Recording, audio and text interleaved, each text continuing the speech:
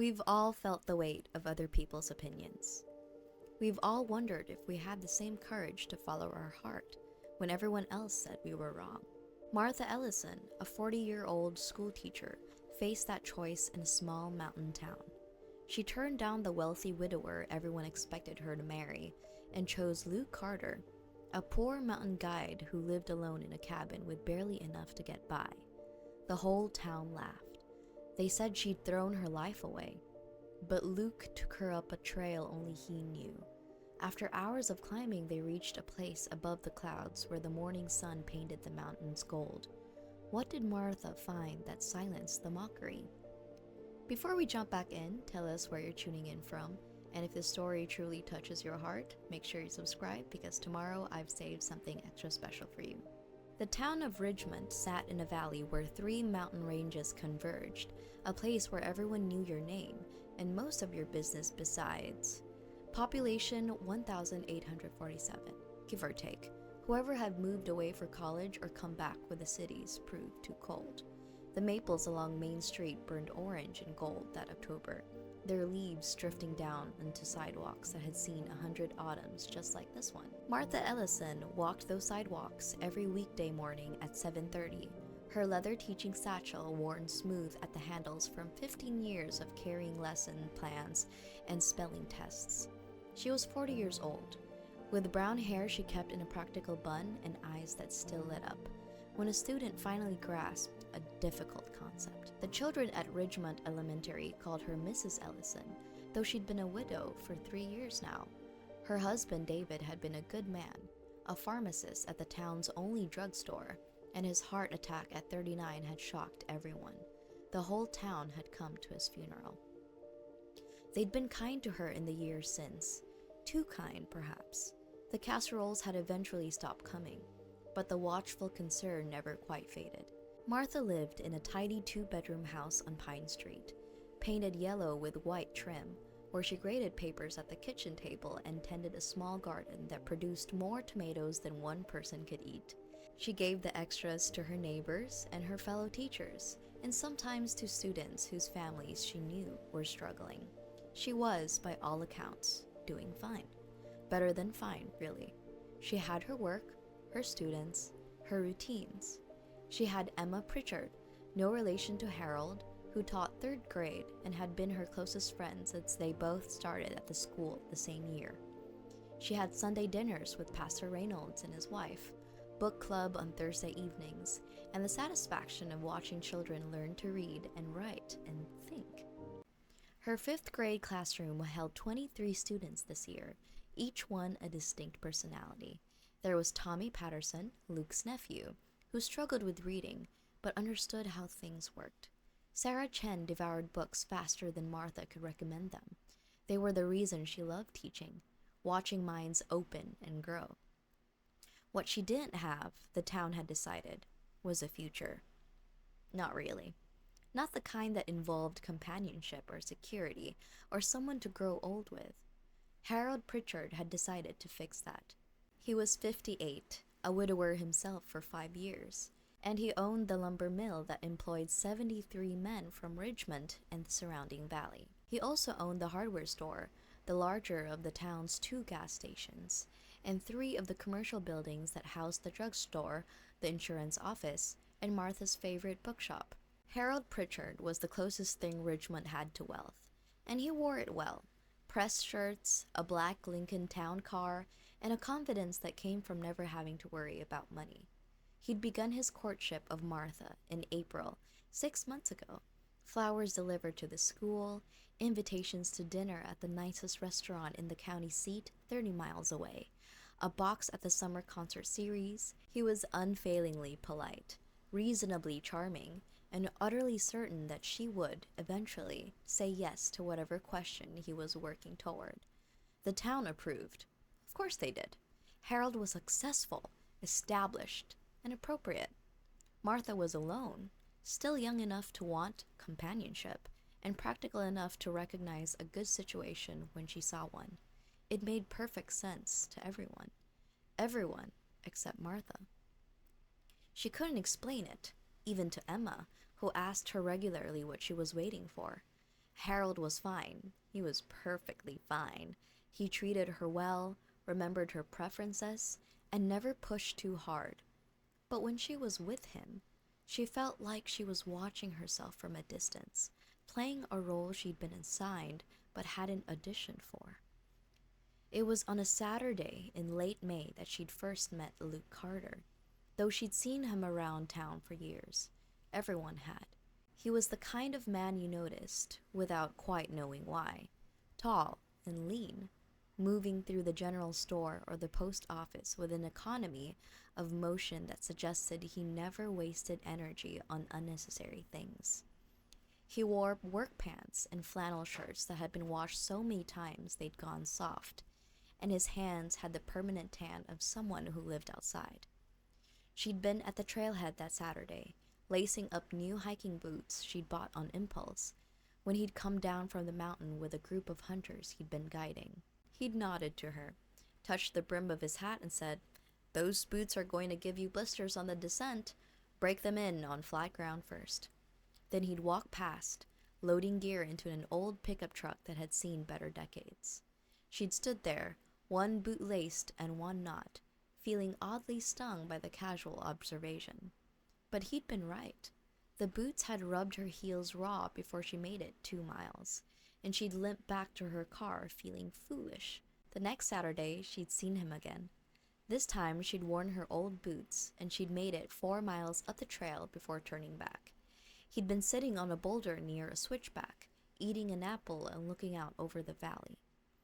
"Better," he'd said as she passed. She'd stopped. "Better?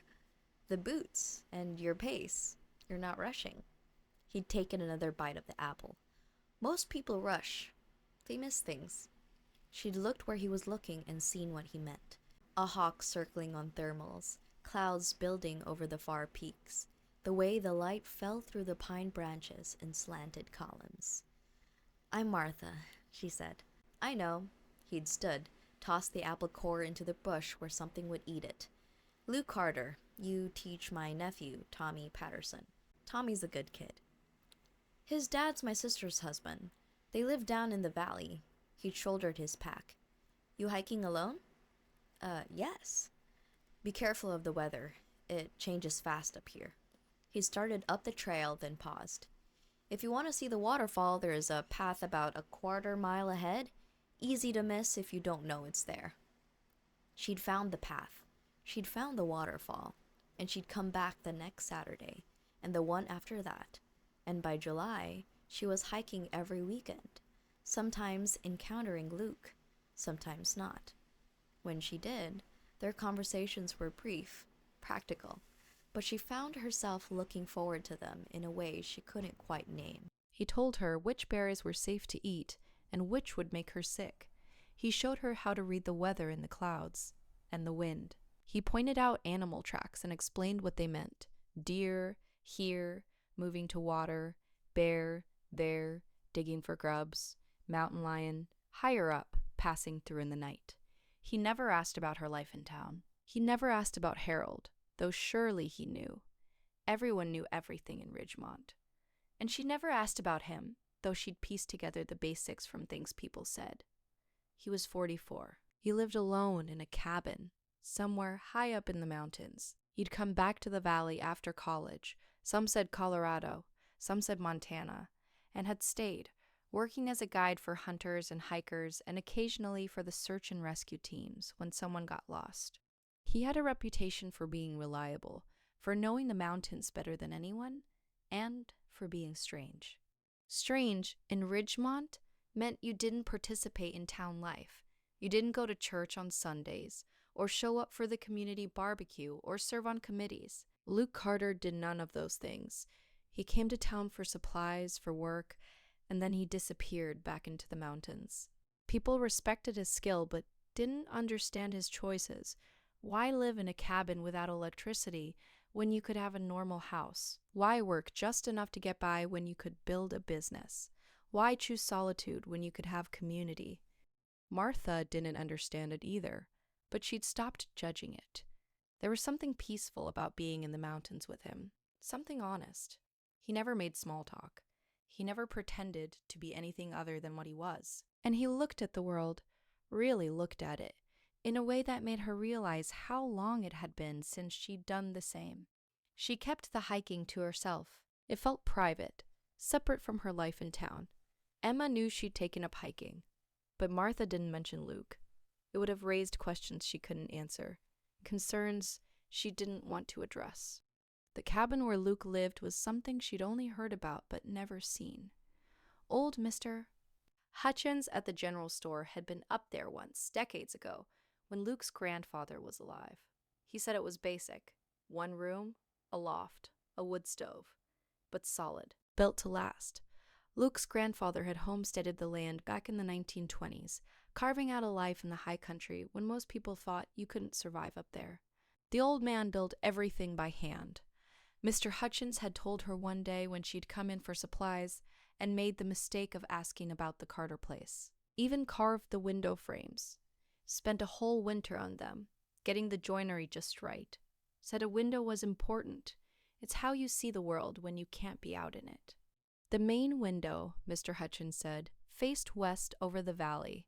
You could see the whole town from up there, small and distant. Carter used to say it gave him perspective. Said watching the town from up there was like watching ants in an anthill. All that busyness, all that worry, and from a distance you could see it didn't matter much at all. She imagined Luke sitting there in the evenings, watching the lights come on in Ridgemont as families settled in for dinner, as shop owners closed up for the night, as the whole community performed its daily rituals. What must it be like to be outside all that, looking in, to see the patterns and rhythms of a town's life from a place of remove? Luke had inherited the place, and apparently decided his grandfather had been right about something. The cabin wasn't just a dwelling, it was a statement. A choice to see the world from a different angle, to prioritize what you saw through that hand-carved window over what the town thought you should value. Through the summer and into September, Martha's weekend hikes became the part of her week she thought about during school board meetings and parent conferences and all the small obligations of town life. The mountains didn't care about reputation or expectations. They just were, solid and ancient and indifferent to human concerns. And Luke was part of that landscape now, as permanent and unshakable as the peaks themselves.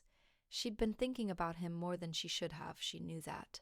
She'd been comparing the way she felt on the trails, alive, present, real, to the way she felt at Harold's carefully planned dinners. The comparison wasn't fair to Harold. He was offering her security and partnership and a comfortable life. What was Luke offering? A nod and a few words about weather patterns? But it wasn't that simple, and Martha knew it. Harold's dinners felt like performances. He would order wine, discuss business deals, and ask polite questions about her students, while clearly thinking about something else. There was a transactional quality to it all, as if he were checking boxes on a list labeled successful courtship. With Luke on the mountain trails, there were no performances. He didn't try to impress her. If he didn't know something, he said so. The silences between them weren't awkward. They were comfortable. The kind of quiet that comes when two people don't feel the need to fill every moment with noise. Emma had noticed the change. "You seem different lately," she'd said one afternoon. "Lighter, somehow. Is it Harold?" Martha had hedged. "I've been hiking a lot. I think it's good for me." "Hiking alone?" "Martha, that's not safe." "I'm careful," Martha had assured her, uncomfortable with the lie of omission. But late at night, when she couldn't sleep, she'd take out the compass her grandmother had given her before she died. It was brass, worn smooth from handling, with a crack in the glass that had never quite been fixed. Her grandmother had carried it during the Depression, when she'd left her family's farm to find work in the city. "Don't let fear chart your course," her grandmother had told her. "And don't let other people's worry become your map. Find your own true north, Martha, even if nobody understands it." The compass sat in her desk drawer now, and sometimes Martha held it and wondered what her grandmother would think of her life. Would she approve of the safe choices, the careful path? Or would she ask why Martha was so determined to make everyone else comfortable? It was a question Martha was beginning to ask herself. By October, Harold's intentions had become clear to everyone. He'd started talking about their future, in ways that assumed rather than asked. The town watched and waited for the inevitable announcement. Martha kept hiking, and one Saturday in early October, Luke had taken her to a place she didn't know existed. They'd climbed for 3 hours, higher than she'd ever gone, until they reached a rocky outcrop where the trees fell away and the whole valley spread out below them. The town looked impossibly small from up there, a collection of toy buildings where tiny people lived their tiny lives. "I come here when I need perspective," Luke had said. He'd been sitting on a flat boulder, his hands loose on his knees, looking out at the mountains that rose in every direction. "Reminds me what matters and what doesn't." "What matters?" she'd asked. He'd thought about it for a long time. "This," he'd finally said, gesturing at the vista, "being able to see it, knowing it'll be here long after we're gone, choosing to be part of it instead of trying to own it." She'd sat beside him, and they'd stayed there for an hour, barely speaking, just being. And when they'd hiked back down, she'd known something had shifted. She couldn't name it yet, couldn't explain it, but it was there, solid as bedrock. 3 weeks later, Harold Pritchard would ask her to marry him in front of the entire town, and she would have to choose. The Autumn Harvest Festival was Ridgemont's biggest event of the year, a tradition that stretched back to the town's founding in 1889. The whole community gathered in the town square on the last Saturday of October, when the maples were at their peak, and the air had that particular crispness that promised winter wasn't far behind. Vendors sold apple cider and pumpkin bread, children bobbed for apples, and the high school band played songs that were more enthusiastic than melodic. Martha had been coming to this festival her entire life. She'd attended as a child, holding her father's hand while eating candy apples. She'd come as a teenager, sneaking off with friends to gossip behind the craft booths. She'd come with David every year of their marriage, and then alone for the 3 years since his death. This year, Harold had asked her to attend with him, and she'd agreed, seeing no graceful way to refuse. They arrived at noon, and Harold immediately began working the crowd. He had a gift for it, a warm handshake here, a remembered name there, conversations that felt personal even when they were clearly strategic. He introduced Martha to people she'd known her entire life as if she were somehow new and improved by her association with him. "You know Martha, of course. Finest teacher we've got." She smiled and nodded and tried not to feel like an accessory. By 2 o'clock, the crowd had swelled to over 200 people. The whole town was here, it seemed, along with folks from the surrounding valleys. Pastor Reynolds was manning the church booth, selling raffle tickets for a handmade quilt. Emma was supervising the face painting station, where sticky children transformed into butterflies and tigers. Mr. Hutchins from the general store held court near the cider press, telling stories that got taller with each retelling. Martha saw Luke at the edge of the crowd, standing alone near one of the old oak trees that ringed the square. He wore clean jeans and a flannel shirt, his hat in his hands, looking like a man who'd shown up out of obligation but planned to leave at the first opportunity. Their eyes met across the distance, and he gave her a small nod. Nothing more, but something in her chest tightened at the sight of him. Harold didn't notice. He was talking to the mayor about mill business, his hand resting possessively on Martha's lower back. At 3 o'clock, the band finished their set, and the mayor stepped up to the makeshift stage to give his annual address. He thanked everyone for coming, praised the festival committee, and made jokes about his wife's pumpkin pie. The crowd laughed in all the right places. Then Harold climbed onto the stage. Martha felt her stomach drop. This wasn't part of the program. Harold hadn't mentioned anything about speaking. "I hope you'll indulge me for a moment," Harold said, his voice carrying across the square. The crowd quieted, curious. "I'm not much for public speaking, as most of you know, but there are times when a man needs to declare his intentions in front of the people who matter most." Martha's face went hot. No, he wouldn't. Not like this. But he would. He was. "Martha Ellison," Harold said, turning to look directly at her. "Would you Come up here, please." The crowd parted as if choreographed. 200 pairs of eyes turned to watch her.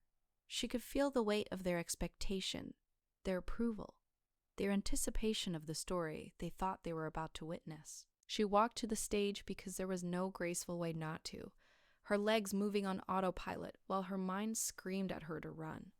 Harold took her hand and guided her up the steps.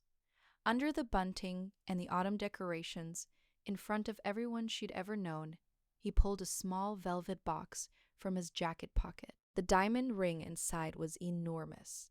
It caught the afternoon light and threw it back in sharp, expensive sparkles. It was the kind of ring that made a statement, the kind that cost more than Martha made in half a year of teaching. "Martha," Harold said, his voice warm and confident, "you're the finest woman I've ever known. Smart, dedicated, kind.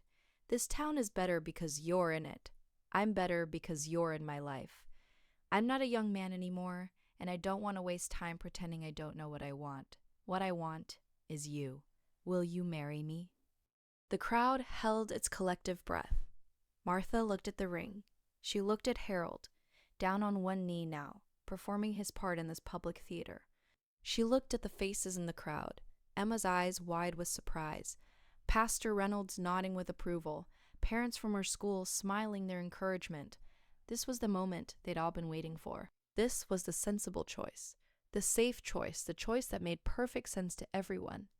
And then she looked past them all to where Luke stood under the oak tree. He wasn't smiling. He wasn't frowning. His face was carefully neutral, but his eyes were on her, and in them she saw something she recognized. Not judgment, not expectation, just steady acknowledgement that this was her choice to make, and whatever she chose, he would accept it. She thought about the compass in her desk drawer, about her grandmother leaving the farm when everyone said she was crazy, about the question she'd been asking herself late at night.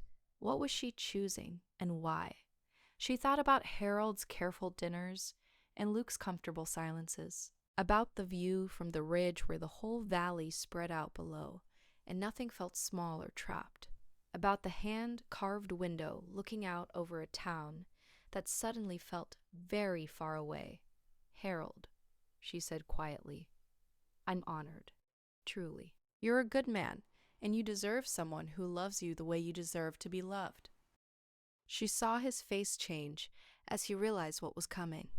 "But I can't marry you. I'm sorry."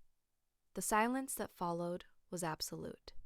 Someone's child laughed in the distance, oblivious to the drama, and the sound was jarringly loud. Harold stayed on his knee for a moment too long, the ring box still open in his hand, his face cycling through shock to hurt to something harder. When he stood, his movements were stiff. "I see," he said. His voice was tight, controlled. "May I ask why?" She could have lied, could have said she wasn't ready, that it was too soon after David, that she needed more time. The crowd would have understood that. They would have been sympathetic. But she was tired of performing. "Because I don't love you," she said, quiet but clear. "And I don't think I ever will. You deserve someone who does." His jaw tightened. The ring box snapped shut with a sharp click. "This is about him, isn't it?" He looked past her toward the oak tree. "That mountain hermit. You're choosing him over me?" The crowd's attention shifted, finding Luke. Murmurs rippled through the gathered townspeople. "I'm choosing myself," Martha said. "But yes, I care about him. I'm sorry if that hurts you, Harold. I never meant to lead you on." "You've lost your mind." Harold's voice rose, losing its careful control. "You're throwing away your future for a man who lives in a shack and can barely afford his next meal. Do you have any idea how humiliating this is?" "I'm sorry." She stepped down from the stage, her legs shaking but holding. The crowd parted again, but this time with confused whispers instead of happy anticipation. She walked through them, heading for the oak tree. Luke had watched the whole thing, still and calm as a mountain lake.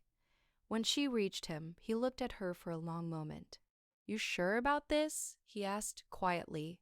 "No," she said honestly, "but I'm sure I couldn't say yes to him." "That's fair."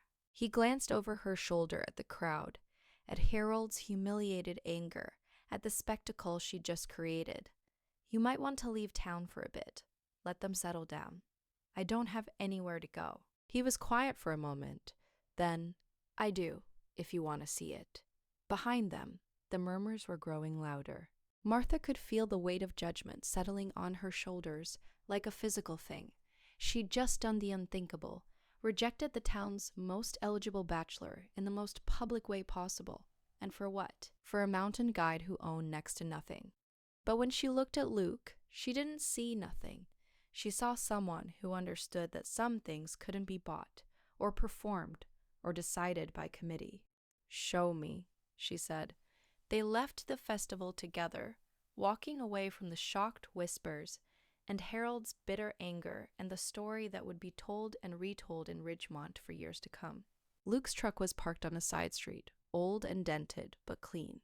He opened the passenger door for her, then drove them out of town, heading up into the mountains as the afternoon sun slanted through the trees. Neither of them spoke. There wasn't anything to say yet.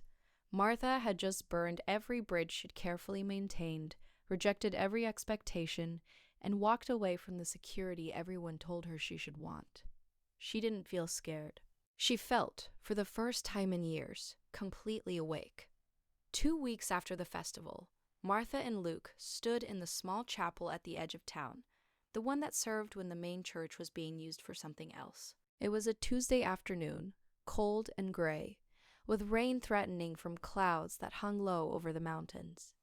Emma was there, her face tight with worry but determined to support her friend. Luke's friend Tom, another mountain guide with weathered hands and kind eyes, stood as witness. That was it. No other guests, no flowers, no reception. Pastor Reynolds had agreed to perform the ceremony, though his disapproval was clear in every carefully measured word. Martha wore a simple blue dress she'd owned for years. Luke wore the same clean shirt he'd worn to the festival, pressed now, with a bolo tie that looked like it had belonged to someone older. His grandfather, probably. The ceremony took 8 minutes. Pastor Reynolds read from the traditional service, his voice flat, asking the required questions and accepting the required answers. When it came time for rings, Martha had expected nothing. Luke had made it clear he had little money, but he'd surprised her. He pulled a simple band from his pocket, carved from mountain laurel wood, and polished until it gleamed with a warm, honey-colored glow. Every groove and curve had been shaped by hand. You could see the care in it, the hours of patient work.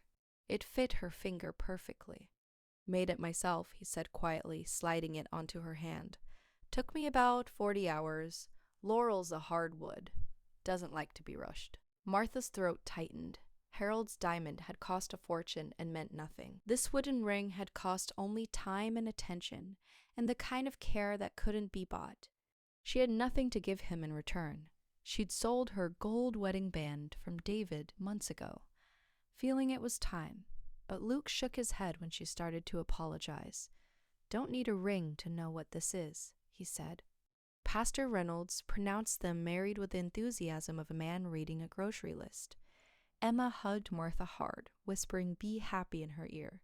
Tom shook Luke's hand and said, "Good luck, brother." Then it was done. Martha Ellison was now Martha Carter, and her life had just narrowed to a point from which there was no return. Luke drove them up the mountain in his truck, the road turning from paved to gravel to dirt as they climbed. The rain started halfway up, cold drops that blurred the windshield and turned the world silver. Martha watched the town disappear below them, growing smaller and smaller until it was just a collection of lights in the gathering dusk. The cabin appeared suddenly, tucked into a stand of pines at the edge of a small clearing. It was exactly what Mr. Hutchins had described, small, weathered, but solid. The roof was metal, rusty but sound. The walls were logs, chinked tight against the weather. Smoke curled from a stone chimney. "Been keeping the fire going," Luke said, parking the truck under a rough shelter he'd built from salvaged lumber. "It's cold up here at night now." He carried her single suitcase to the door. Martha had sold or given away most of what she owned. The house on Pine Street would be rented to a young family starting in December. Everything she had left in the world fit in one bag. The inside of the cabin was dim and warm. A wood stove glowed in the corner, radiating heat. There was a table with 2 chairs, a counter with a hand pump for water, open shelves holding dishes and supplies. A ladder led up to a loft where she could see the edge of a bed. The floor was swept clean. Everything had a place and was in its place. And there, on the west wall, was the window Mr. Hutchins had told her about. Hand-carved, the wood worn smooth from years of hands touching the sill. Through it, the valley spread out below, the town just barely visible through the rain and mist. From up here, it looked like something out of a fairy tale, distant and small and not quite real. "That's what Grandpa spent a winter carving," Luke said, following her gaze. Said a man needed to remember where he came from, but also remember it couldn't touch him up here unless he let it. Martha stood at the window, looking down at the life she'd left. Somewhere down there, Harold was nursing his humiliation. Her fellow teachers were shaking their heads and wondering what she'd been thinking. Parents were questioning whether she should still teach their children. The whole town was talking about her choice, judging it, finding it wanting. From up here, it seemed very far away. "Do you regret it?" Luke asked.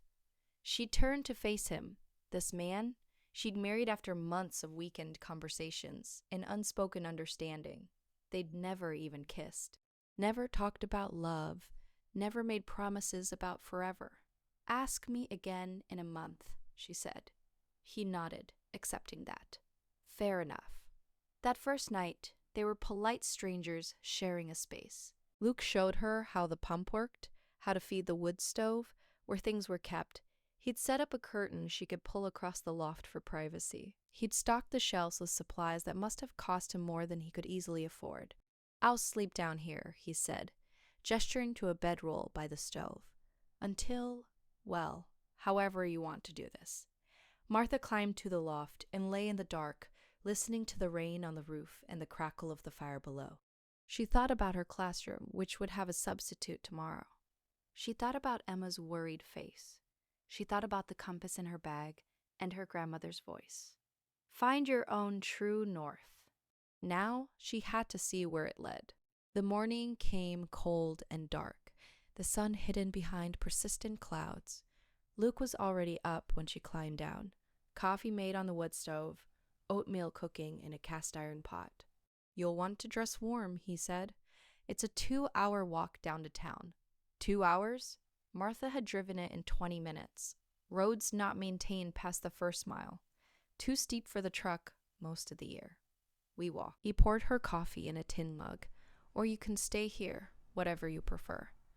Martha thought about staying, hiding in the cabin while the town's judgment raged below. But she'd never been a coward, and she wasn't going to start now. "I'm still teaching," she said. "That hasn't changed." "No, it hasn't." Luke studied her over his coffee. "But they might want it to." She knew he was right. The school board met next week. Harold was on the school board. Her position was suddenly precarious in a way it had never been before. "Then I'll deal with it," she said. They walked down together in the pre-dawn dark, Luke's lantern casting a bubble of yellow light on the trail.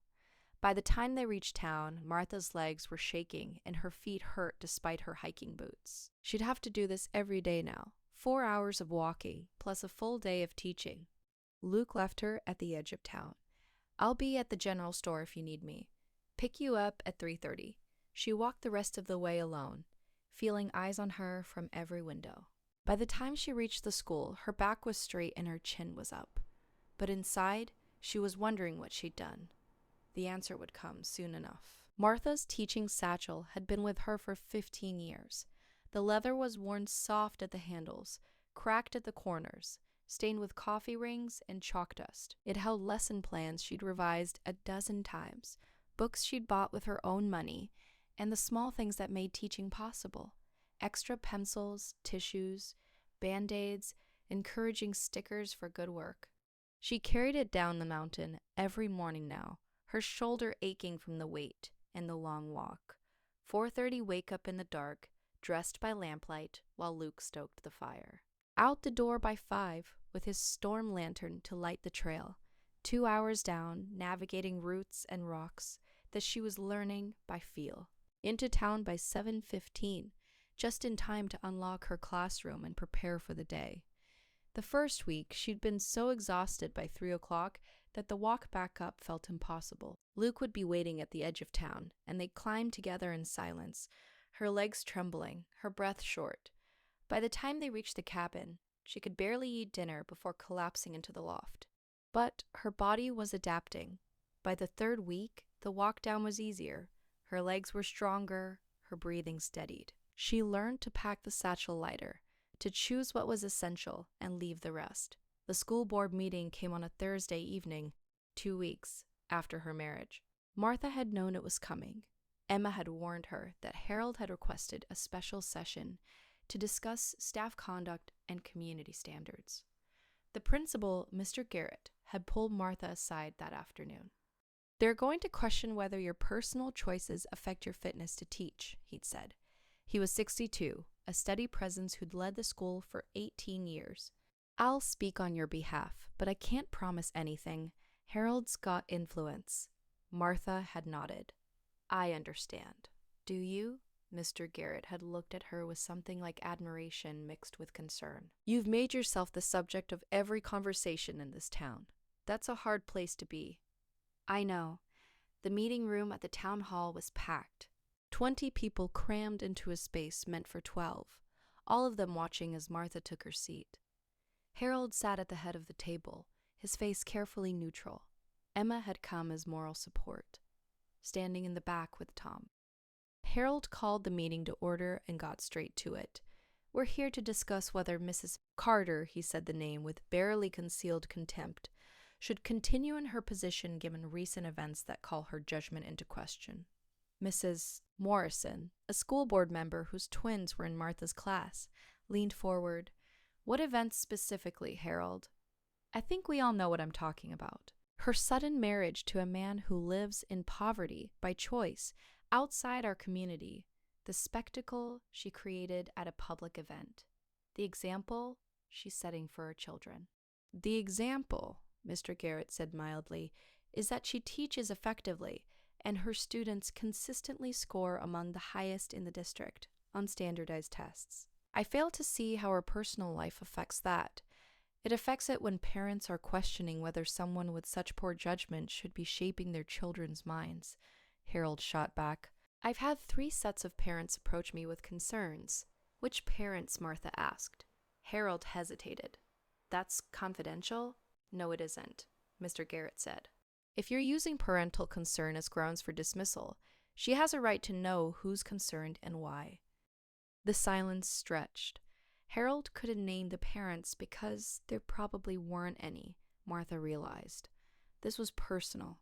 This was revenge. Mrs. Morrison cleared her throat. "My children love Mrs. Carter. She's patient, creative, and fair. I don't care who she married. I care that she shows up every day and does an excellent job." Another board member nodded. "Agreed.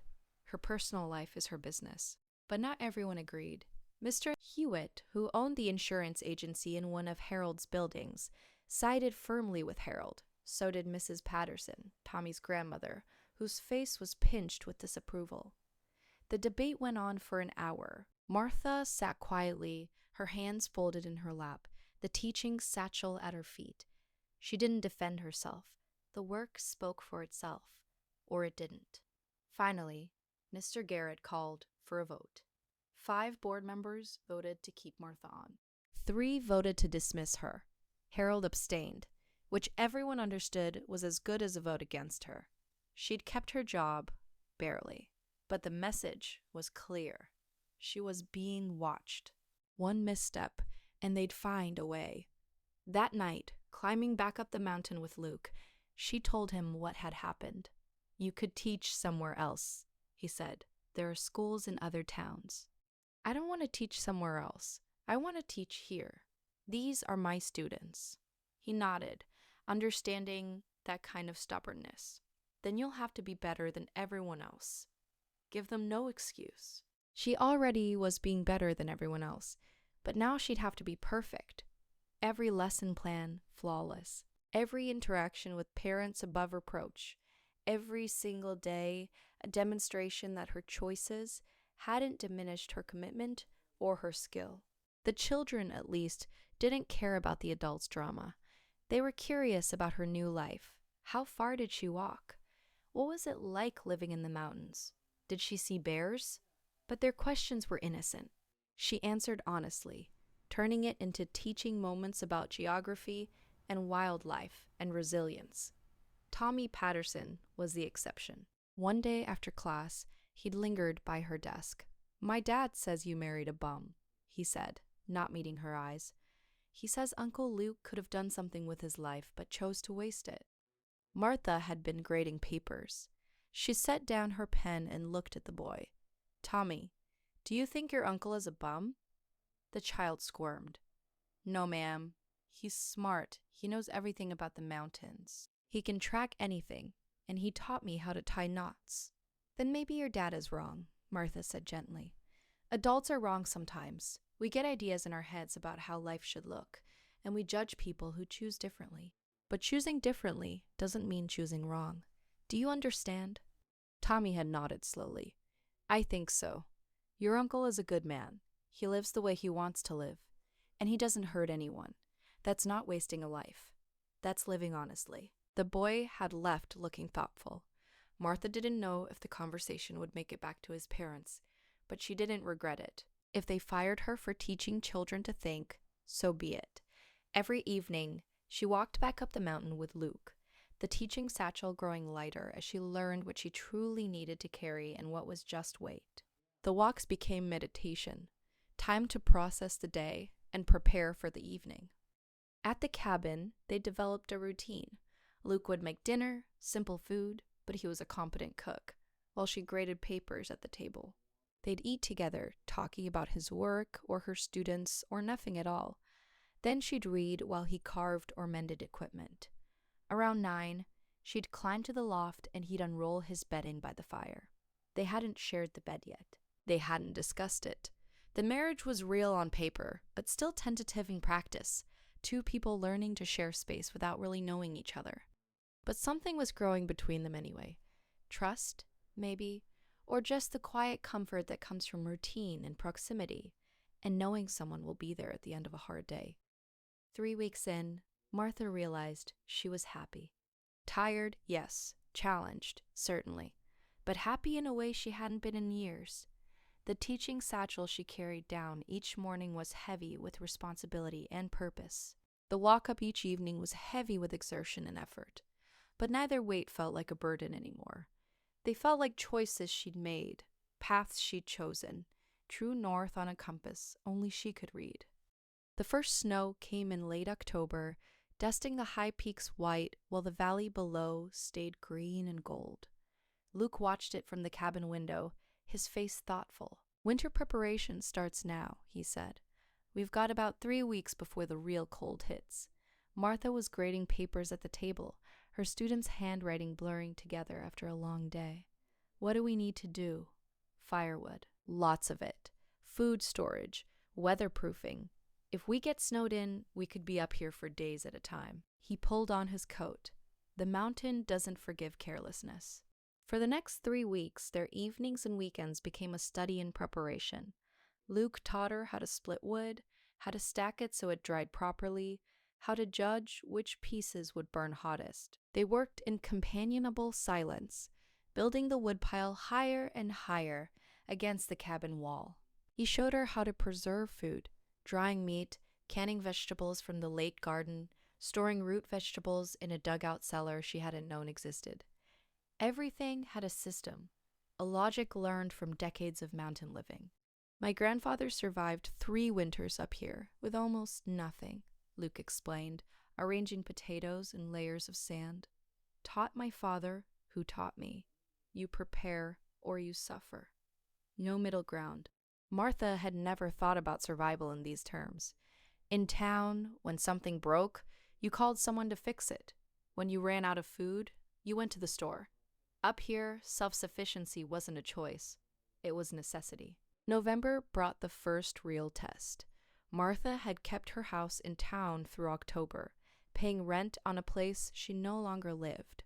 It was insurance, a safety net in case mountain life proved too hard. But the rental agreement was up, and the tenant wanted to buy.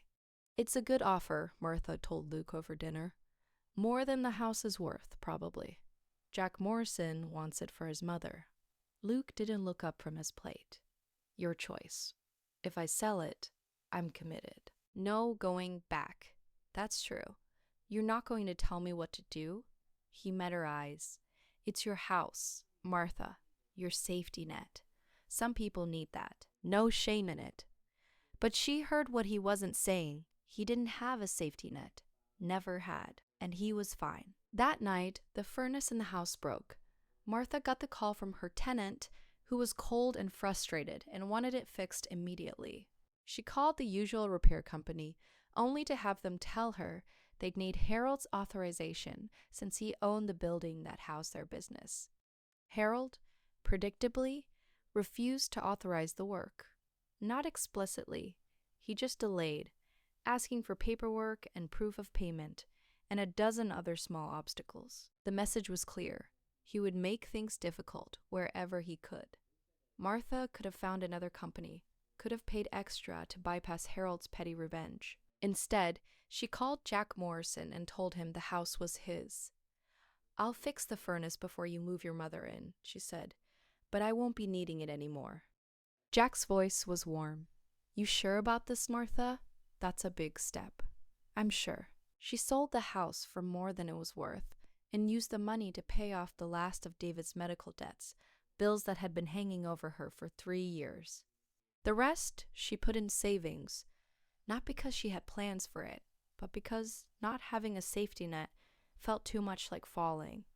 When she told Luke, he nodded once. Brave choice. Or stupid. Time will tell. 2 days later, the first major storm hit.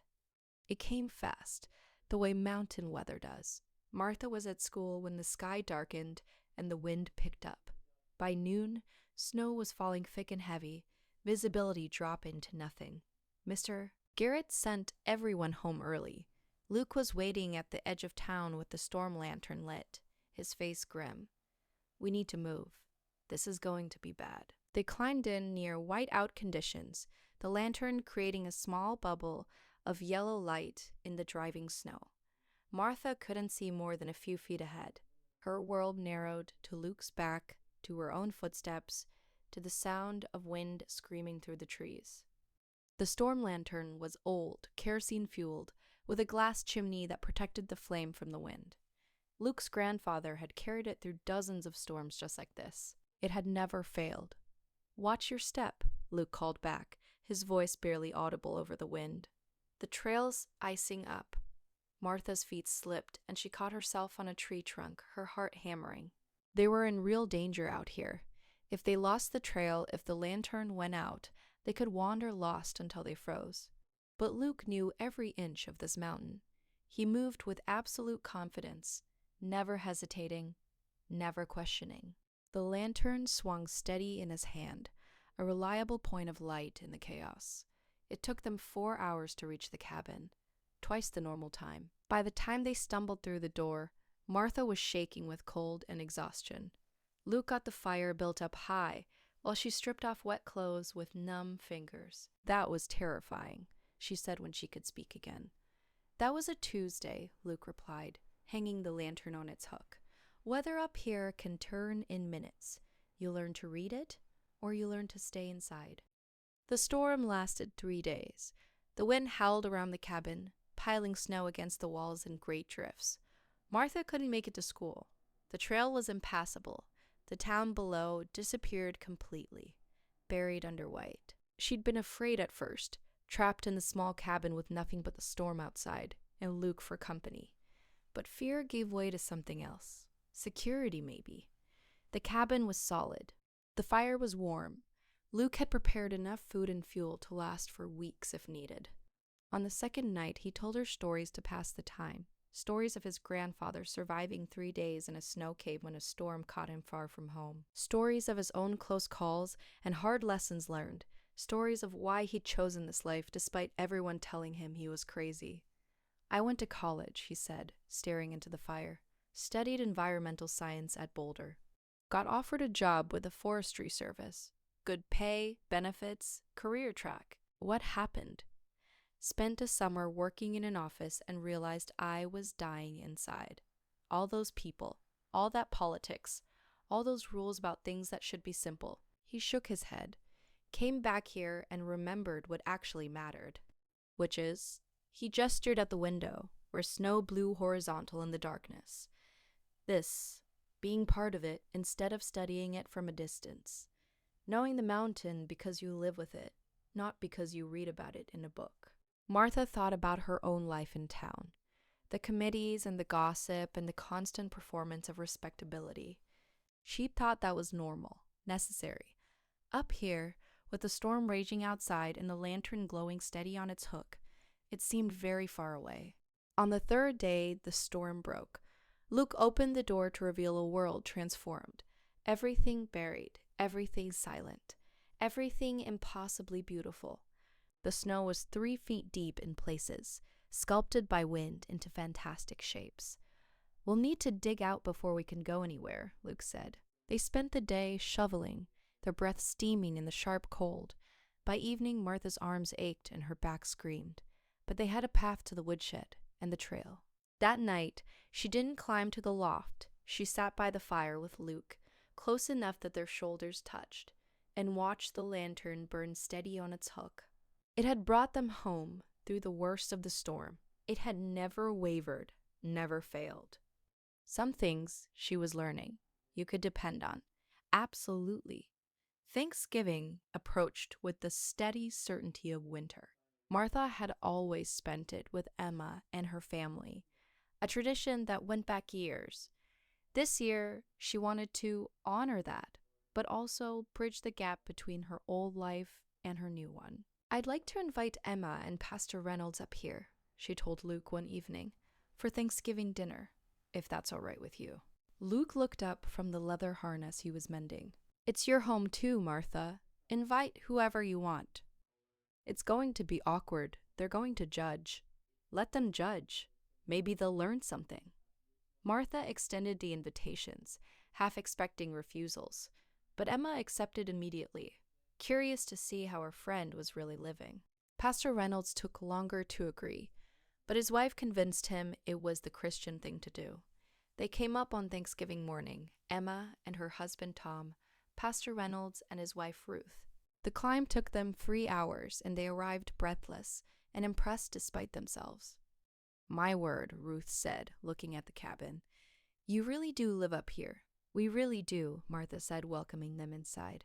The cabin was small for 6 people, but they managed. Luke had spent the morning cooking.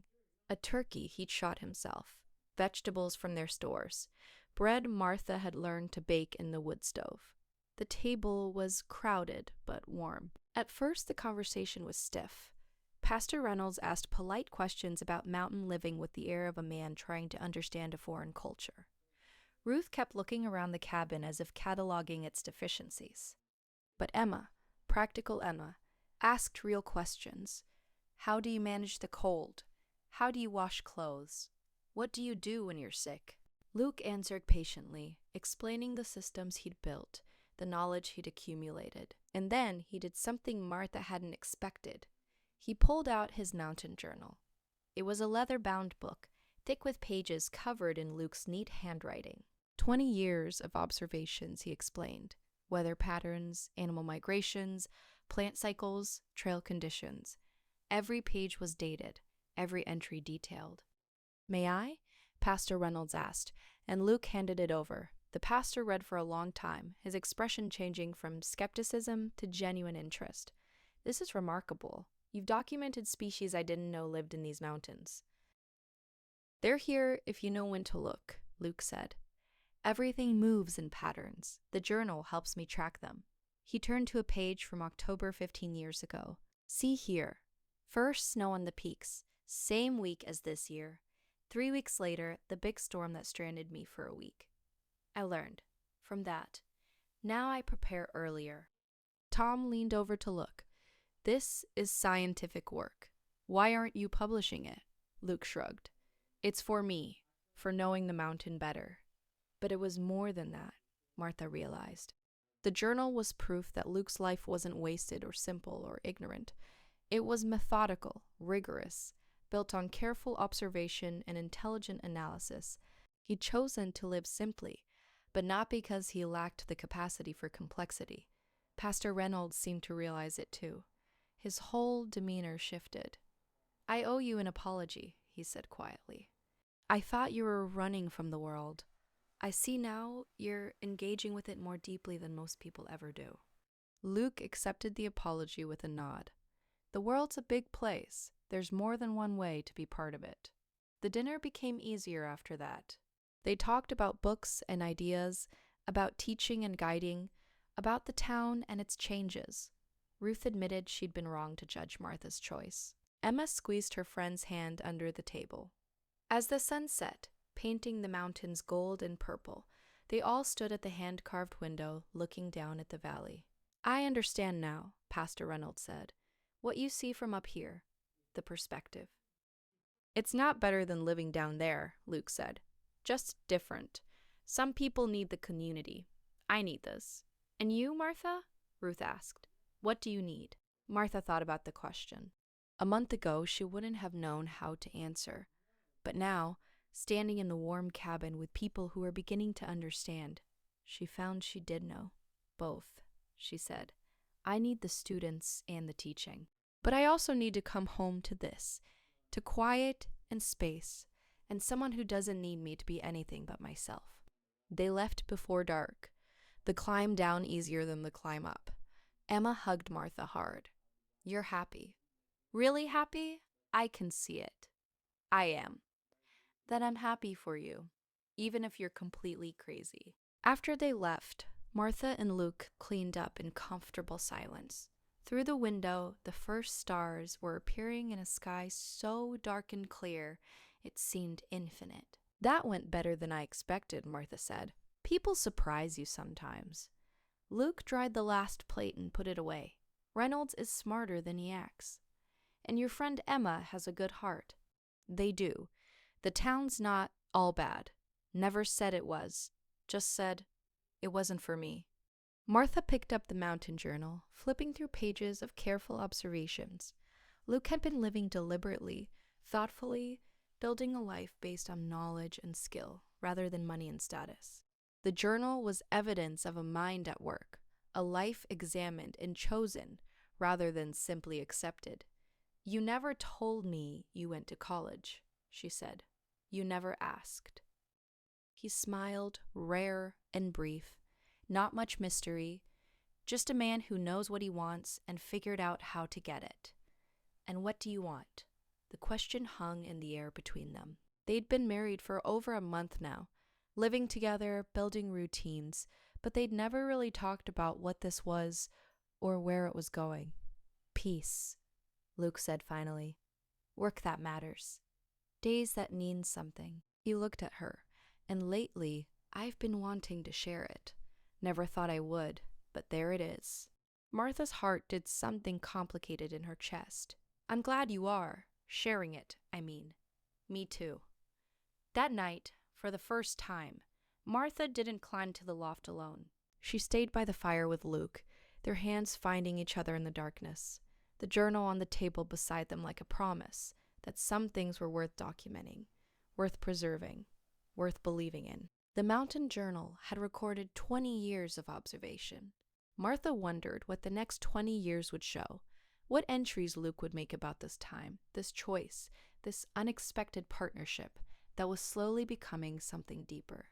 Outside, the stars wheeled overhead, ancient and indifferent. Inside, two people who'd chosen a different path sat together in warmth and quiet, building something that couldn't be measured or quantified, but was real nonetheless. The journal would continue. The seasons would turn, and somewhere in the careful documentation of weather and wildlife and changing conditions, there would be notes about the year Martha came to the mountain and stayed. Jack Morrison returned to Ridgemont in January with a proposition. He'd bought Martha's old house for his mother, But that wasn't the only reason he'd fallen in love with the valley. He was a developer from Denver, successful and shrewd, and he'd seen potential in the mountains that most locals had missed. He found Luke at the general store loading supplies into his truck. "Got a minute? I'd like to talk to you about a business opportunity." Luke looked at him warily. "I'm not much for business. Hear me out anyway. Buy you lunch?" They sat in the town's only diner, and Jack spread a map across the table. It was a detailed topographical survey of the mountains above Ridgemont, marked with property lines, access roads, and elevation data. Across a large section, stamped in red ink, were the words, "Resort Development Zone." Luke studied the map, his face unreadable. The development zone covered several thousand acres of prime mountain real estate. Right through the middle of it ran his property. "I've been researching land ownership in these mountains," Jack said. "Turns out you own a lot more than people realize. 200 acres, all told, with mineral rights and water access. Your grandfather accumulated parcels over 50 years. I know what I own, then you know what it's worth." Jack pulled out another document, an appraisal. "I'm prepared to offer you $850,000 for your land." The number hung in the air between them. Luke didn't blink, didn't react, just kept looking at the map. "Why?" he asked finally. "Because I want to build a luxury mountain resort. Ski slopes, lodges, the whole thing. Your land controls access to the best terrain and the only reliable water source. Without it, the project doesn't work. And with it, jobs for 200 people. Tax revenue that could transform this town. A resort that would put Ridgemont on the map." Luke folded the map carefully. "I'm not interested. You haven't heard the whole offer. $850,000 is just the start. You could stay on as head of the guide service, make 6 figures a year, keep your cabin if you want it. Hell, I'll build you a better one. You'd have more money than you'd know what to do with." "That's the problem," Luke said. "I already don't know what to do with money. Got everything I need." Jack leaned back, reassessing. "You're serious." "Always am." "Luke, that's nearly $1 million. You're living in a cabin without electricity, walking 2 hours to get supplies, scraping by on guide fees. This could change your life." "Don't want my life changed." Jack left frustrated, but the conversation had consequences. Word spread through town. Luke Carter owned valuable land and was refusing to sell. The reactions were mixed and immediate. Some people were impressed by his principles. Others thought he was a fool. But many saw it as confirmation of what they'd suspected all along. Luke was selfish, choosing his own isolation over the good of the community. Harold, of course, was among the loudest voices. At the next town council meeting, he made his position clear. "We're talking about 200 jobs," he said to a packed room.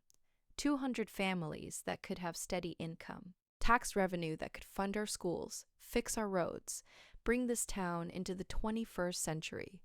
And one man is standing in the way because he prefers to live like a hermit. Martha sat in the back, her students' latest essays in her lap, listening to the town debate her husband's character and choices. "It's his land," Mr. Garrett pointed out. "He has every right to refuse." "Does he?" Mrs. Morrison asked. "When his choice affects the whole community, that seems selfish to me." The debate raged for an hour. Young families desperate for economic opportunity supported the development. Older residents worried about changing the town's character. Emma tried to defend Luke, but she was shouted down. By the time Martha climbed back to the cabin that night, she was shaking with anger and confusion. Luke was at the table, the survey map spread out in front of him, his face troubled. "They're saying you're selfish," Martha said, "that you're holding the whole town hostage." "I know what they're saying." "Is it true? Do you own all this?" She gestured at the map. "Yeah. Grandpa bought it piece by piece during the Depression. Families were desperate, selling land for almost nothing.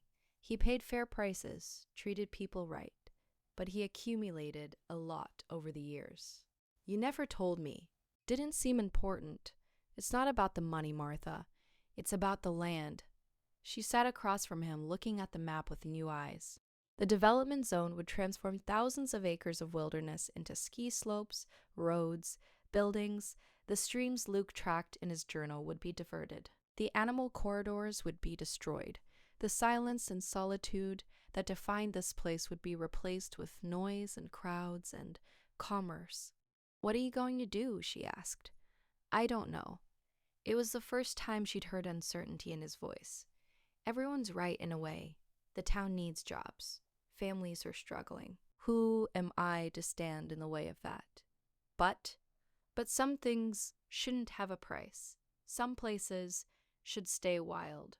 And I made a promise to my grandfather to keep this land as he kept it." He showed her a faded photograph he'd pulled from a box.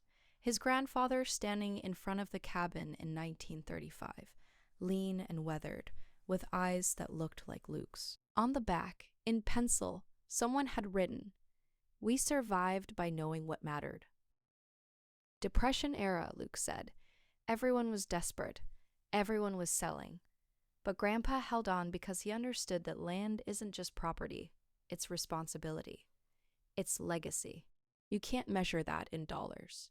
Martha looked at the map, at the red stamp marking it for development, and felt the weight of the decision bearing down on both of them. This wasn't just about Luke's choices anymore. It was about her too, about what they stood for together. Over the next few weeks, the pressure mounted. Jack Morrison returned with a revised offer, double the money, guaranteed jobs for local families, a community center funded by the resort. He was smart enough to know that simple economics wouldn't sway Luke, so he made it about the town's survival. "Ridgemont is dying," Jack said, meeting with Luke and Martha at the cabin. "Young people are leaving, businesses are closing.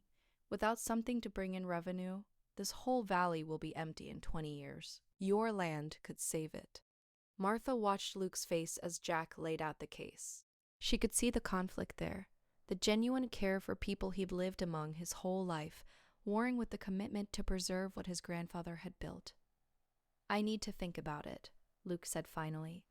Jack left them with a deadline, March 1st, 2 months to decide the future of the mountain. The town's reaction intensified. At church, people who'd never spoken to Martha before cornered her with questions. Why was Luke being so stubborn? Didn't he care about his neighbors? Couldn't she talk sense into him? Anonymous letters appeared in their mailbox. Some supportive, most critical. "Your husband is destroying our future," one read. "Selfish hermit choosing trees over children," said another. Harold used his position on the school board to apply pressure in more subtle ways. Budget discussions suddenly included questions about Martha's salary. Was it right to pay a teacher whose husband was actively harming the community's economic prospects? But there were voices of support too. Tom and Emma stood firm. Mr. Garrett reminded the board that Martha's employment had nothing to do with her husband's property decisions. And Pastor Reynolds, to everyone's surprise, preached a sermon about stewardship that seemed to support preservation over development. "Not everything of value can be counted in dollars and jobs," he said from the pulpit. "Some things, beauty, wildness, silence, have worth beyond economic measure. We must be careful not to trade our inheritance for short-term gain." Martha sat in the back pew and cried, grateful that someone understood. "How much pressure can you take?" she asked Luke one night. "Because it's going to get worse. I know. They might make it impossible for us to stay here, for me to keep teaching." "I know that too." He met her eyes. "If you want me to sell, I'll consider it. This affects you now. Your life, your job, your place in that town." Martha thought about the teaching satchel she carried every day, about her students who depended on her, about the life she'd built over 15 years. She thought about the town below, struggling and desperate for economic hope. She thought about the easy path, the path that would make everyone happy. Then she looked out the hand-carved window, at the mountains rising in the darkness, at the stars so thick and bright they seemed close enough to touch, at the wilderness that had given her something she hadn't known she was missing. "Some things aren't for sale," she said. "You taught me that." Luke's hand found hers across the table. "You're sure?" but neither of them knew what the certainty would cost them. The town's pressure was just beginning, and Jack Morrison had made it clear he wouldn't give up easily. The map on the table was more than a survey. It was a declaration of war between two visions of what the mountain should be. Outside, the night was clear and cold. Inside, two people who'd chosen each other, and this life now had to choose whether to fight for it against a whole community that wanted something different. The decision would test everything they built together. February brought deep cold and deeper division. The town split into factions, those who supported the development and those who opposed it. What had started as a business proposition had become a moral referendum on what Ridgemont valued most. Jack Morrison organized a town hall meeting for February 15th, 6 weeks before his deadline. Let everyone have their say, he suggested. Air it all out. Then Luke can make his decision with full knowledge of how the community feels. Luke didn't want to go, but Martha convinced him it was necessary. They need to hear from you directly. Not rumors, not Harold's spin, you.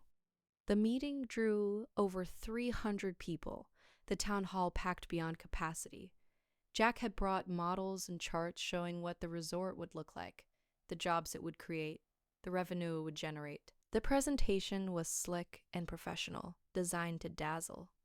When it was over, people lined up at the microphone to speak. Young Sarah Chen's father went first. He'd moved to Ridgemont 2 years ago, hoping for a better life for his family. I work 2 jobs to make ends meet. My wife drives 50 miles each way to her job in the county seat. This resort could change that. We could stay here, work here, build a life here. Please, Luke, think about families like mine. His sincerity was painful to hear. These weren't greedy people or thoughtless developers. They were neighbors struggling to survive.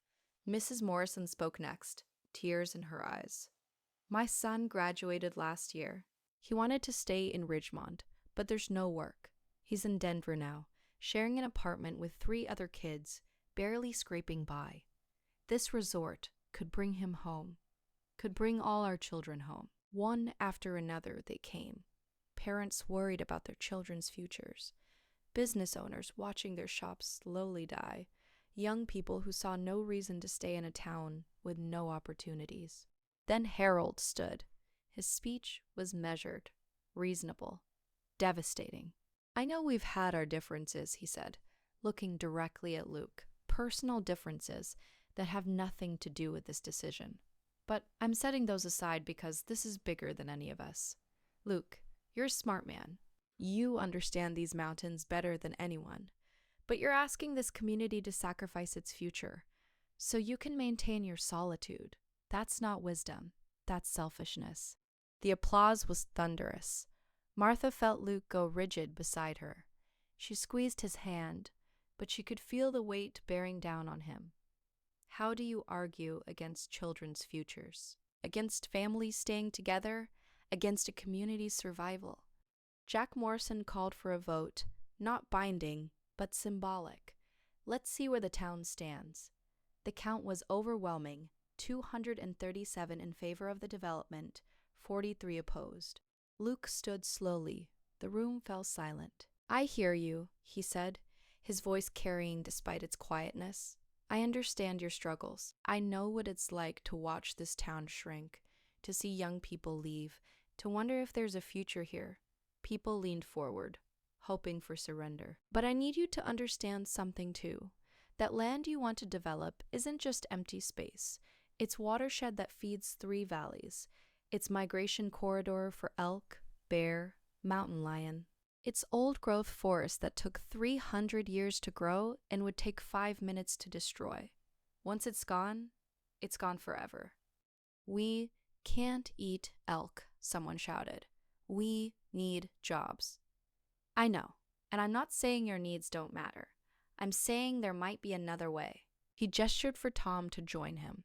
Together, they unrolled a different map, one showing the same land, but marked differently. What if instead of a ski resort, we develop sustainable ecotourism, guided hikes, wildlife observation, educational programs, smaller scale, lower impact, but still creating jobs, still bringing in revenue? Tom had clearly been working on this. He had numbers, projections, examples from other mountain communities that had chosen this path. It's not as much money, Tom admitted. We're talking 20 jobs instead of 200, spread out over time instead of all at once. But it preserves what makes this place special, and it lasts. A resort can fail. We've all seen it happen. But the mountain will always be there, and people will always want to experience it. The room erupted in argument. Some saw merit in the idea. Most dismissed it as too little, too late. Harold's voice cut through the noise. 20 jobs. You're offering 20 jobs as an alternative to 200. That's insulting. 20 sustainable jobs, Luke corrected. 20 jobs that don't require destroying the thing that makes them possible. Easy for you to say when you're sitting on $850,000. The rest of us don't have that luxury. Luke's jaw tightened. I'm not rich. I own land, yeah, but I live on about $12,000 a year. That's less than anyone in this room, so don't tell me I don't understand sacrifice. Then prove it, Harold said. Accept the offer, share the wealth, or admit you care more about trees than people. The meeting ended in chaos. No resolution reached, the town more divided than ever. Luke and Martha walked out through a gauntlet of hard stares and whispered judgment. At home that night, Luke pulled out the old photograph again. His grandfather, standing in front of the cabin, weathered and strong, having survived the Depression by holding on to what mattered. What would he do? Martha asked. He'd tell me to look at the long view. 70 years ago, everyone said the land was worthless. Too remote, too hard to work. But he held on because he saw value beyond immediate profit. And he was right. But times were different then. Were they? People were desperate then too. Hungry, scared, willing to sell anything for short-term relief. Grandpa watched families lose everything because they couldn't see past the next month. He determined not to make that mistake. Luke turned the photograph over, reading the inscription again. We survived by knowing what mattered. The question is, he said, what matters now? Martha took the photograph, studying the man who'd started all this. He looked like Luke, same eyes, same set to the jaw. Stubborn, people probably called him. Foolish, just like they called Luke now. But he'd been right. The land he'd preserved had value beyond anything he could have imagined in 1935. It had given Luke a life of purpose and meaning. It had given Martha a refuge and a home. It had remained wild and beautiful while the world around it changed and developed and lost itself. What matters, Martha said slowly, is what will still matter in another 70 years. Jack Morrison will be gone. This whole generation will be gone. But the mountain will still be here. The question is, what kind of mountain do we leave behind? Luke looked at her, and she saw both love and pain in his face. They're going to make our lives hell, you know. If I refuse, they'll never forgive us. I know. You could lose your job. We could be run out of town. I know that too. And you're still with me? She thought about the journey that had brought her here. The public rejection of Harold. The whispered gossip. The long walks up and down the mountain. The wooden ring on her finger. And the hand-carved window looking out over a town that didn't understand what it was asking them to sacrifice. I'm still with you, she said, whatever comes. They sat together at the table, the photograph between them, and Luke drafted his response to Jack Morrison. It took him 3 hours to write 3 paragraphs, choosing each word carefully, knowing they would be read and dissected and judged. In the end, it was simple. The land was not for sale, not at any price, not for any reason. He proposed the ecotourism alternative and committed to working with anyone genuinely interested in exploring it. But the resort would not happen. He signed it, dated it February 20th, and sealed it in an envelope. The deadline was still 10 days away, but Luke's decision was made. Now came the hard part, living with it. That night, Martha couldn't sleep. She climbed down from the loft and found Luke standing at the window, looking out at the dark valley. Scared, she asked. Terrified. Me too. He put his arm around her, and they stood together watching the town sleep below them.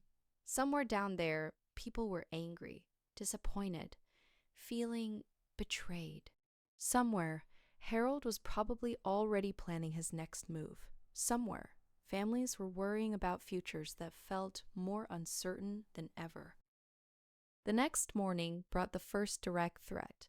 Martha arrived at school to find a note in her mailbox. Resign or be removed.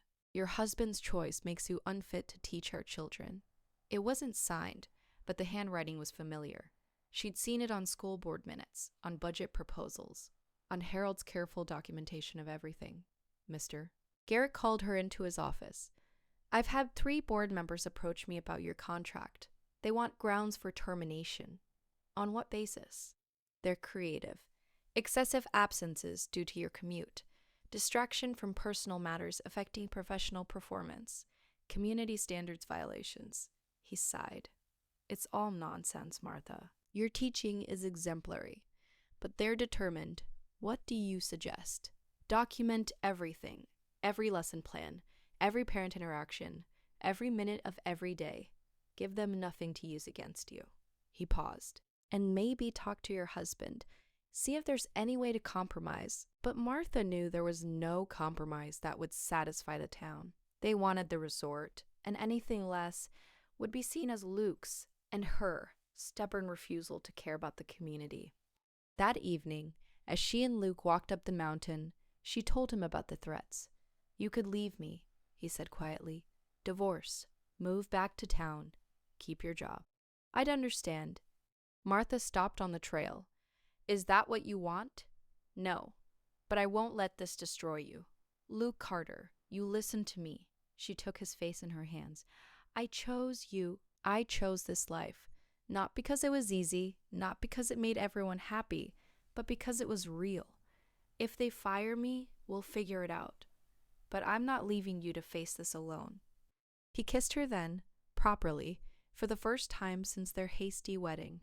And in that moment, on a darkening trail halfway up a mountain, Martha knew she'd made the right choice. But up here, the mountain was solid beneath them.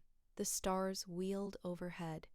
And 2 people who'd chosen each other and this path stood firm against the pressure to give in, to compromise, to choose what was easy over what was right. The photograph of Luke's grandfather sat on the table, a reminder that some battles were worth fighting. Some promises were worth keeping. Some things mattered more than being liked or accepted or understood. In 10 days, they would deliver the answer, but the real test was just beginning. March 1st arrived cold and clear. Luke and Martha walked down the mountain together before dawn, his response to Jack Morrison in an envelope tucked inside Luke's coat. They decided to deliver it publicly at the town square, where this whole thing had started 4 months ago at the Harvest Festival. By 9 o'clock, the square was packed. Word had spread that Luke was making his decision today. Jack Morrison waited near the gazebo, his face professionally neutral. Harold stood with the town council members, his expression hopeful in a way that made Martha's stomach turn.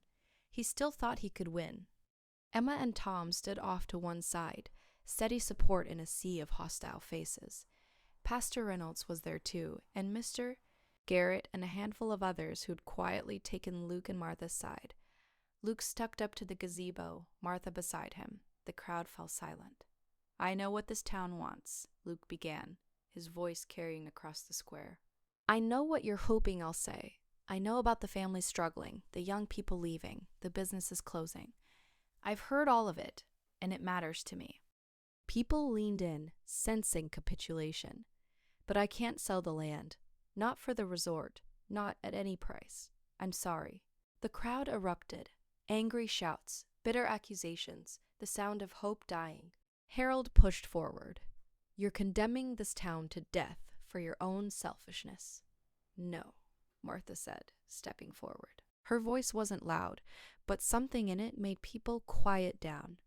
He's protecting something that belongs to all of us. She pulled a document from her bag, something Pastor Reynolds had found in the church archives the week before. An original copy of Ridgemont's town charter, dated 1889. This is why our founders came here, she said, holding it up. I'm going to read you something they wrote. She found the passage Reynolds had marked. We established this town to live in harmony with the natural character that defines this valley. We commit ourselves and our descendants to preserve the mountain wilderness that sustains us, recognizing that some things have value beyond economic measure. Our founders knew what we're in danger of forgetting. This town exists because of these mountains. We can't prosper by destroying what makes this place worth living in. That's poetry, not policy, Harold said. We need jobs, not philosophy. Then let's talk about jobs, Tom said, stepping forward with the ecotourism proposal.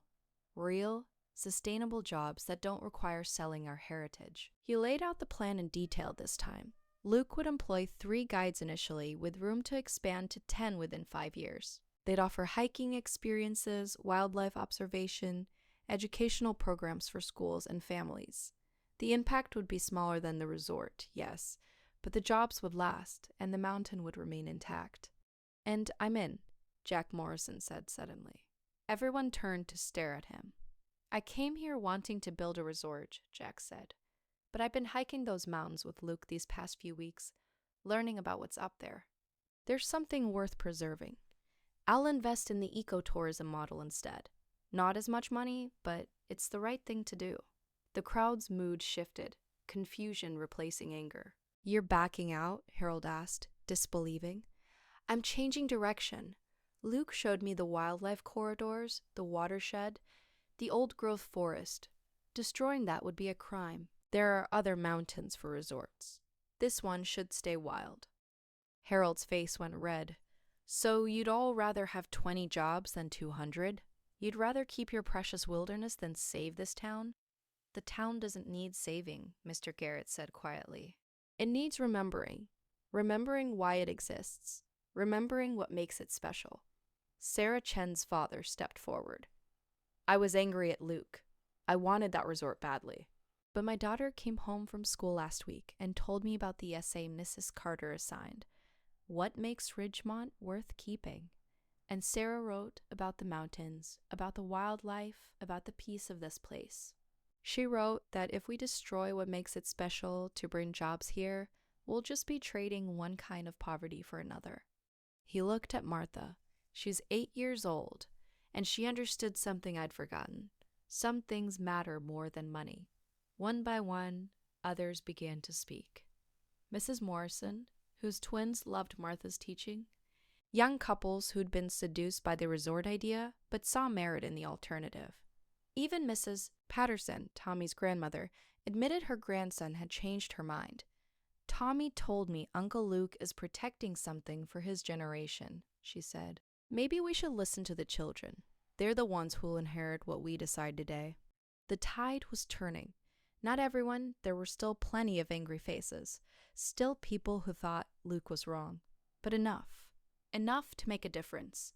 Harold stood alone, his alliance crumbling, his revenge turning to ash. He looked at Martha, and she saw something break in his face. Not just this battle, but something deeper. The belief that money and influence could control everything. This isn't over, he said, but it sounded hollow. The town council called for a vote. Not about Luke's land. That was his to decide, but about supporting the ecotourism initiative. The vote was close, 12 in favor, 9 against, but it passed. The town would support Luke's ecotourism initiative with tax breaks for the first 5 years and help with permits and infrastructure. But Harold wasn't finished. Before we celebrate this noble conservation effort, he said, his voice dripping with bitterness, I think the town deserves to know the truth. Luke Carter isn't some poor mountain man making a sacrifice. He's sitting on land worth nearly $1 million. He could help every struggling family in this town and barely notice the cost, but he'd rather hoard it for himself. The murmurs started again. People who'd been softening toward Luke now looked uncertain. That's not fair, Emma said. It's his land. He doesn't owe. Show them, Martha whispered to Luke. Show them your grandfather's deed. Luke hesitated, then pulled the document from his coat. It was old, the paper yellowed and fragile, protected in a plastic sleeve. He held it up so people could see. This is the original deed from 1908, he said. My great-grandfather bought the first parcel of land with money he'd saved working in the mines. He was 19 years old. This is what he wrote on the back. He turned it over and read, "For my children's children to keep wild and free. May they understand that some things are worth more than gold, and the mountain that feeds your soul cannot be sold for any price. Hold fast to this land, and it will hold you." His voice caught on the last words. He bought this land because he understood what we're forgetting, that wilderness has value beyond what it can be turned into, that some places should stay as they are, not for us, but for everyone who comes after. Old Mr. Hutchins stepped forward, leaning on his cane. "I knew your great-grandfather, Luke, worked alongside him during the Depression. You know what he did? When people were starving, he shared everything he had, opened his land to hunters when game was scarce in the valley, let families collect firewood from his timber, helped build the school when the town couldn't afford to pay workers." He looked around at the crowd. "That man gave more to this community than most of you will ever know. Not money. He barely had any. But time, skill, generosity.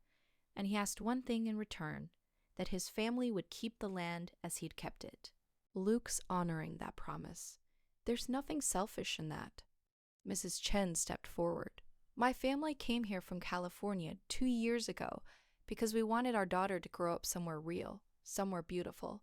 If we turn these mountains into another resort town, we become just another place. Keeping the wilderness, that's what makes Ridgemont special."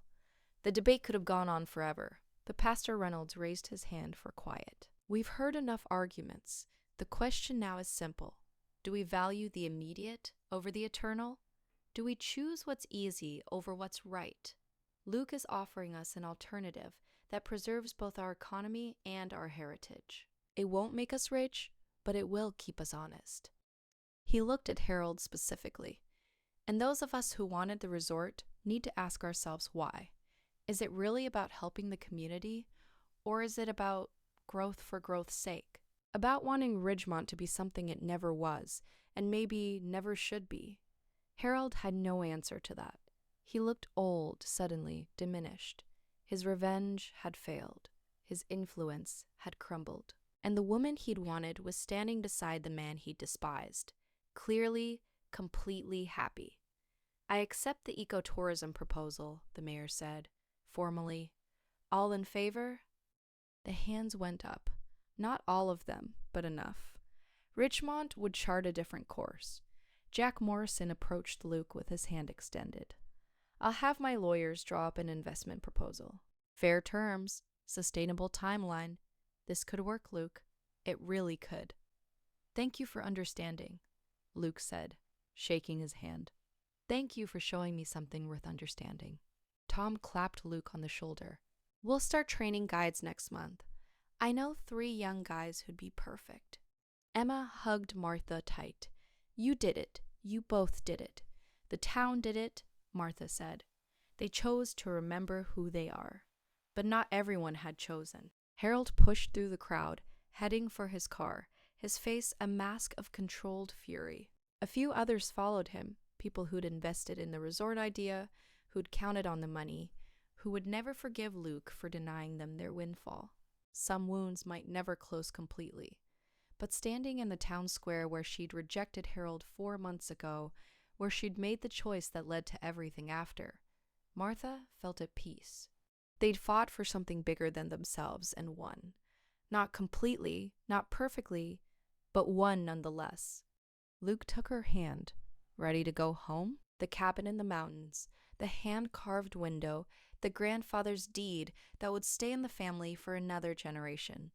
A home built on principle and stubbornness and the belief that some things mattered more than being liked. "Ready?" she said. They walked out of town together, heading up the mountain trail toward the life they'd chosen and defended, and would continue building one day at a time. 6 months later, Martha stood at the trailhead on a September morning, watching her students paint the final details on a wooden sign Luke had carved. The wood was smooth and beautiful, the letters precise, and around the border, 23 small handprints in different colors, one from each child in her class. "Carter Mountain Preserve," the sign read, where beauty lives free. Tommy Patterson carefully painted the last letter. When he finished, he stepped back and grinned at his uncle. "It's perfect, Uncle Luke." "You all did good work," Luke said. "This'll last 20 years if you sealed it right." "We sealed it right," Sarah Chen assured him. "Mrs. Carter taught us." The ecotourism business had grown steadily. Luke had hired 3 guides by May, young men from the valley who knew the mountains. Tom supervised the training, and by July they were leading hikes every weekend.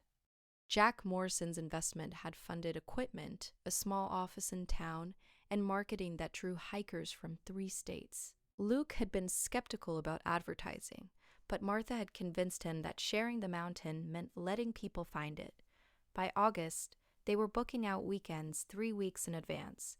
Families came to learn about wildlife, college groups studied ecology, retirees came to see the views Luke had been protecting all these years. The town was changing.